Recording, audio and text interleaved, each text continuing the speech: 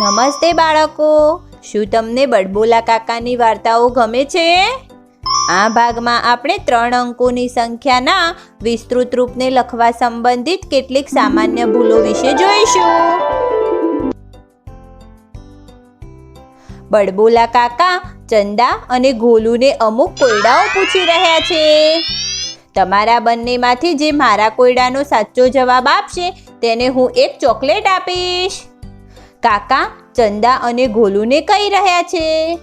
શું તમે આ વિસ્તૃત રૂપથી સંખ્યા બનાવી શકો છો?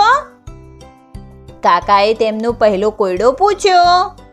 ચંદા અને ગોલુ બંને કોયડાનો જવાબ વિચારવા લાગ્યા. બાળકો, તમે પણ આ કોયડાનો જવાબ વિચારો. ચંદાએ તરત જવાબ આપ્યો 352. શું તમને ચંદાનો જવાબ સાચો લાગે છે? આ જવાબ ખોટો છે. કાકાએ ચંદાને કહ્યું, શું તમે સાચો જવાબ જાણો છો? આવો આ કોયડાને એક સાથે ઉકેલીએ.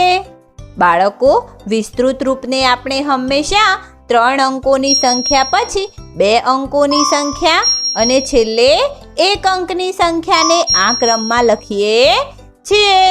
એટલા માટે આપણે આ વિસ્તૃત રૂપને આ રીતે લખીશું. હવે પહેલા આપણે 50માં 3 ઉમેરીશું. એ બની ગયા 53. હવે આપણે 200માં 53 ઉમેરીશું. તો બની ગઈ આપણી સંખ્યા 253. તો કાકાના કોયડાનો સાચો જવાબ 253 છે. આવો જોઈએ કે કાકાનો બીજો કોયડો કયો છે. શું આ બંને સંખ્યાઓનું વિસ્તૃત રૂપ સરખું છે? કાકાએ ચંદા અને ગોલુને પૂછ્યું. ગોલુએ જવાબ આપ્યો હા. શું ગોલુનો જવાબ સાચો છે? આવો જોઈએ. આ કોયડાને ઉકેલવા માટે આપણે બંને સંખ્યાઓના વિસ્તૃત રૂપ લખવા પડશે. 798. આપણે 798 ને વિસ્તૃત રૂપમાં આવી રીતે લખી શકીએ છીએ. અને 897 ને વિસ્તૃત રૂપમાં આ રીતે લખી શકાય છે. આવી રીતે આપણે જોઈ શકીએ છીએ કે બંને સંખ્યાના વિસ્તૃત રૂપ જુદા જુદા છે. એટલે ગોલુનો જવાબ પણ ખોટો છે. તને ચોકલેટ નહીં મળે ગોલુ. તારો જવાબ ખોટો છે. તે વિસ્તૃત રૂપ લખતી વખતે 100 અને એકમના અંકોના સ્થાનની અદલા બદલી કરી દીધી. એટલે તને બંને વિસ્તૃત રૂપ એક જેવા લાગ્યા. જ્યારે હકીકતમાં બંને સંખ્યાઓના વિસ્તૃત રૂપ જુદા જુદા છે. કાકા ગોલુને કહે છે, આ રહ્યો આપણો છેલ્લો કોયડો. શું તમે આ સંખ્યાને વિસ્તૃત રૂપમાં લખી શકો છો?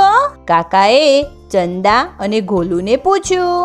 ચંદાએ આ જવાબ આપ્યો અને ગોલુનો જવાબ આ છે. શું તમે બતાવી શકો છો કોનો જવાબ સાચો છે? વિચારો વિચારો. આવો આ સંખ્યાને વિસ્તૃત રૂપમાં લખીએ. 553. 500 થી 53 આગળ છે. એટલે આપણે 500માં 53 ઉમેરીને આવી રીતે લખી શકીએ. હવે આપણે 53 ને વિસ્તૃત રૂપમાં 50માં 3 ઉમેરીને આવી રીતે લખીશું. એવી રીતે 553નું સાચું વિસ્તૃત રૂપ આ છે. ચંદાએ સંખ્યાનું વિસ્તૃત રૂપ લખતી વખતે ફક્ત 3 અંકોનો સરવાળો કરી દીધો, જે કુલ 13 થાય છે, ના કે 553, જે ખોટો છે. આપણે જોઈ શકીએ છીએ કે ગોલુએ સંખ્યાને વિસ્તૃત રૂપમાં લખવાની સાચી રીતનો ઉપયોગ કરીને સાચો જવાબ લખ્યો છે. શાબાશ ગોલુ, તારો જવાબ સાચો છે. આ રહી તારી ચોકલેટ. કાકાએ ગોલુને કહ્યું અને તેને એક ચોકલેટ આપી. ગોલુએ ચોકલેટનો અડધો ભાગ ચંદાને આપ્યો. ચંદા અને ગોલુએ ચોકલેટ ખાઈ લીધી. હવે તે બંને પોતાના ઘરે ગયા. બાળકો, આ ભાગમાં આપણે 3 અંકની સંખ્યાના વિસ્તૃત રૂપ લખવા સંબંધિત કેટલીક સામાન્ય ભૂલો જોઈ. આશા છે કે તમે તે ભૂલો નહીં કરો.